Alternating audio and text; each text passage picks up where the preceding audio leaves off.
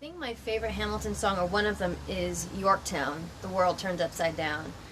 Just because there's a really awesome dance break in there. But it's really hard actually to pick a definite favorite out of Hamilton. I also love Right Hand Man. I also love Satisfied. I also love One Last Time. Oh, man. Satisfied's probably definitely my favorite one to sing. So, yeah. So I want to answer a question that disappeared because I think I waited too long before I answered this one. Someone asked what my favorite book was. My favorite book is The Alchemist, and they asked why it's my favorite book. Well, it's one of my favorite motivational books, and I read it every time that I need a hard reset on my perspective.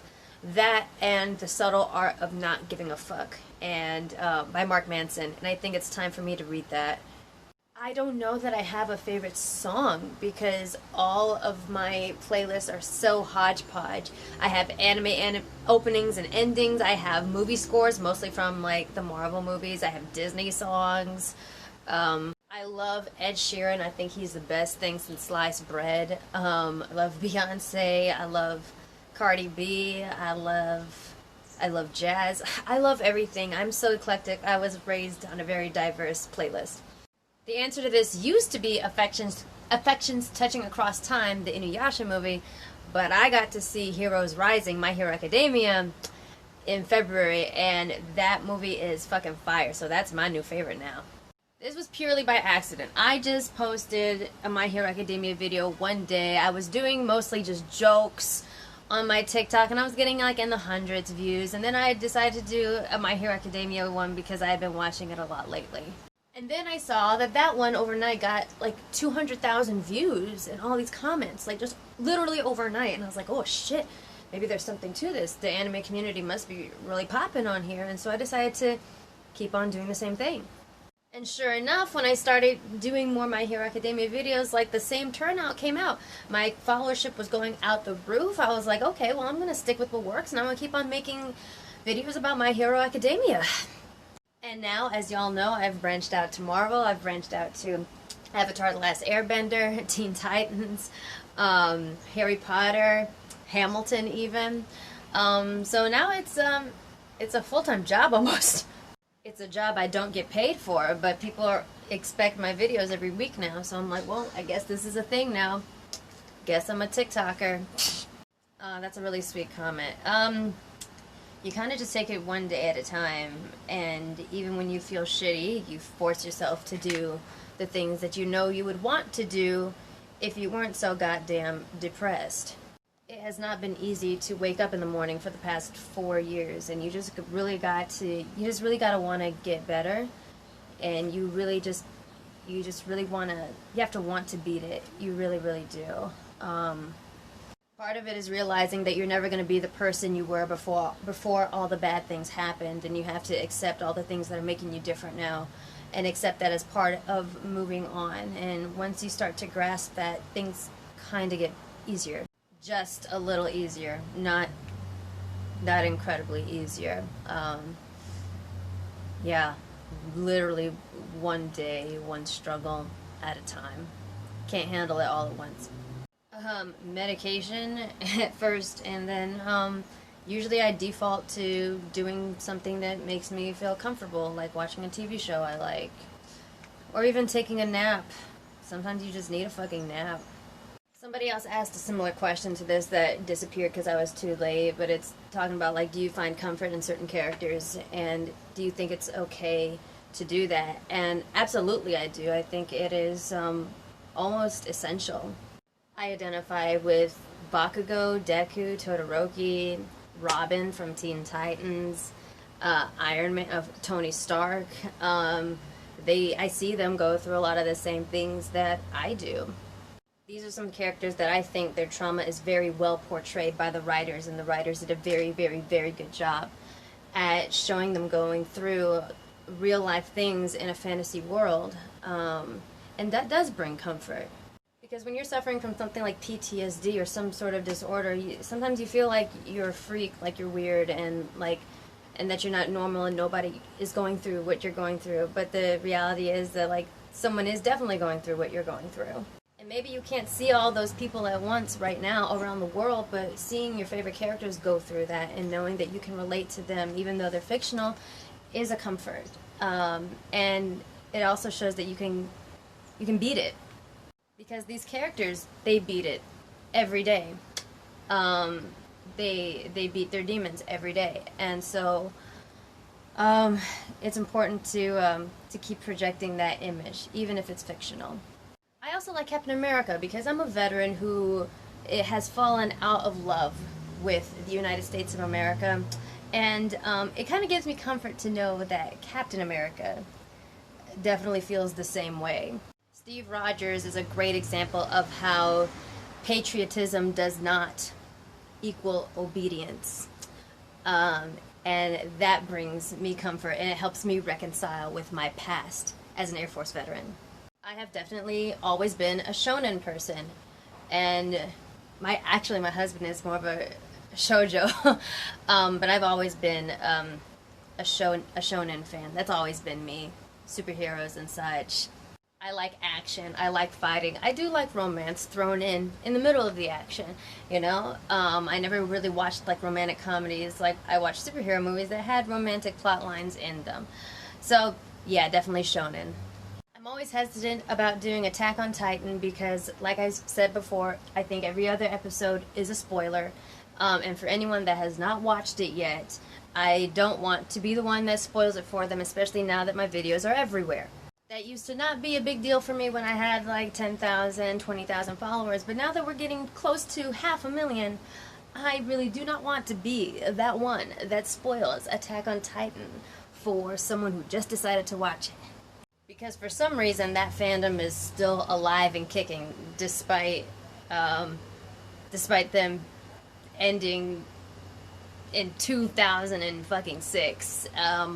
Don't know how we're still here. Chocolate chip cookies or chocolate cake? I'm a big chocolate person. I actually don't have a sweet tooth. I have a salty tooth. So I'm big on like pizza, mac and cheese, and all that. But when it's time for dessert, chocolate is my go-to. Dark.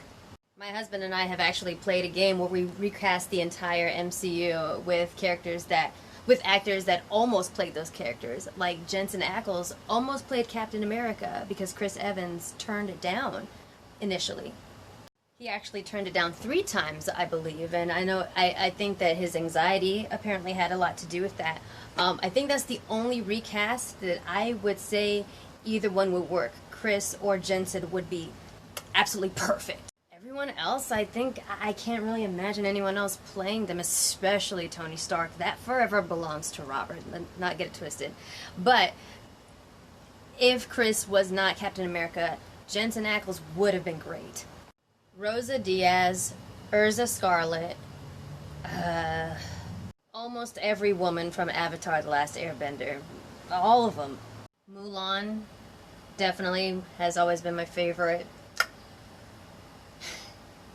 Disney leading lady. And Garnet from Steven Universe. Actually, Steven Universe is another comfort character. He got PTSD real bad. Have you seen Steven Universe Future? It'll fuck you up. Before I went on my health binge, which has been going on for a year now and is wonderful. Anything with cheese on it. Pizza, mac and cheese. Those are always my weaknesses. They still kinda are. But when I cook during the week, I usually make rice and beans, tacos, lots of Central American food, honestly. It's yummy, and it's healthy, so, yeah. And then my husband is Filipino, so he makes Filipino food, and it's fucking delicious. Caldereta, adobo, pancit, you know. It's amazing. Not baluto. It varies from day to day. Some days I'm in a Ragnarok mood, and that is like my favorite one right now. And as a lot of you know, sometimes I'm super depressed, and I like to make it worse and watch Infinity War followed by Endgame. My husband's default is always Winter Soldier. And I think we actually agree that Winter Soldier is probably the best done standalone movie in the MCU, I think. With the exception of Iron Man, because that was the very first one. It was the OG. But Winter Soldier, as far as like screen combat, as far as just a standalone story, as far as character development with the relationship between Steve and Nat, and all the plot twists and everything, like honestly, I don't think there isn't a movie that comes close. It gets my heart pumping quite like Winter Soldier. That I gotta say. It depends. Usually when I'm working out, I put on my anime playlist when I'm running, and that usually consists of My Hero Academia openings, Black Clover's opening for sure, the first one. Actually, another question from yesterday that disappeared because I was too late was, what was my favorite anime opening? Odd Future. Unrivaled. My Hero Academia, Odd Future by Overworld. Come on now. It's gotta be Odd Future. Polaris and Peace Sign are kind of at a second for me, but Odd Future. It goes so hard. It goes so hard. Come on now. Odd Future. Team Odd Future. My favorite Latinx singer is Jessie Reyez. What a bad bitch. And we have very similar styles as far as recording artists, so I fuck with her very much so. If you don't know her, please go check her out. Jessie Reyez is like, that bitch is bad, dude. Like, she's such a fucking bad bitch. Jessie Reyez. Can't take that back. My favorite color is red. Red.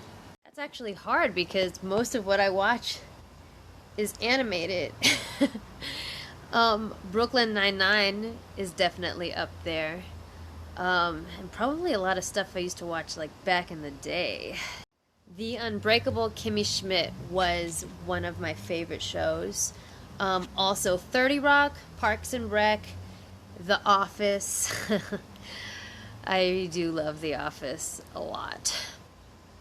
And honestly, I really just watch a lot of stand-up comedy. Yes, I have actually been meaning to do more Demon Slayer. When I'm back off my bullshit in a little in a better headspace, I'll definitely need to start writing some skits for Demon Slayer. I think I already answered this, but it's Odd Future. Odd Future. Peace Sign and Polaris kind of tie for second for me, but Odd Future, I feel like that's like so obvious. Woo! So, I am Christian. And my idea of religion has definitely changed a lot as I've gotten older. It's definitely not the same as it was when I was growing up. Especially identifying as a Christian, there's just so much about Christianity that has been manipulated over history to basically gain power and subjugate. And so part of my process of growing up has really been challenging the way I grew up as a Christian and how I will continue to be a Christian in my adult life, which is very different from what I thought it would be. I do believe that Jesus Christ is our one Lord and Savior. I do believe that I feel like we're all trying to find meaning and we're all trying to find God, and we all just kind of have a different piece of the puzzle, but never the entire picture. That's kind of my take on what religion is and what religion means to me. And I think that there can be a lot learned from other religions, even when you identify as something else.